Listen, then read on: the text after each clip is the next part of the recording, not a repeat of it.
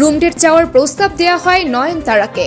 মালায়ালাম চলচ্চিত্র জগতের একের পর এক যৌন হেনস্থার ঘটনা প্রকাশ্যে আসার পর থেকে মুখ খুলতে শুরু করেছেন দক্ষিণী সিনেমা ইন্ডাস্ট্রির তারকারাও। বিশেষ করে অভিনেত্রীরা জানাচ্ছেন, কাজের সুযোগ পেতে নির্মাতা প্রযোজকদের আপত্তিকর কত প্রস্তাবের মধ্যে যেতে হয়েছে তাদের। শুধু যে দ্বিতীয় সারির কোনো তারকাদের সঙ্গে এসব ঘটছে এমনও কিন্তু নয়। প্রথম সারির অনেক অভিনেত্রীও জানিয়েছেন তাদেরকেও যৌন হেনস্থা করা হয়েছে ক্যারিয়ারের শুরুতে।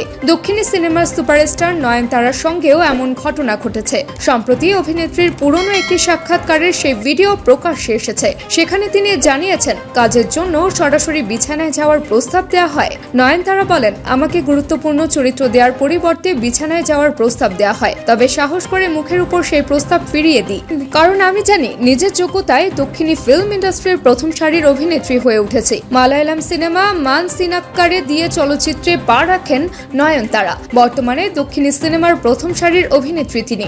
সবশেষ শাহরুখ খানের বিপরীতে জওয়ান সিনেমায় কাজ করেছেন এই অভিনেত্রী। এটি পরিচালনা করছেন অ্যাটলি কুমার। সিনেমাটির মাধ্যমে ক্যারিয়ারের গ্রাফটা বেশ ওপরের দিকেই নিয়ে গেছেন এই অভিনেত্রী। ব্যক্তির জীবনে নয়নতারা পরিচালক বিঘ্নেশ শিবানকে বিয়ে করেন 2022 সালে। ক্যারিয়ারের পাশাপাশি দাম্পত্য জীবনে যমজ সন্তান নিয়ে বেশ সুখেই আছেন এই দম্পতি।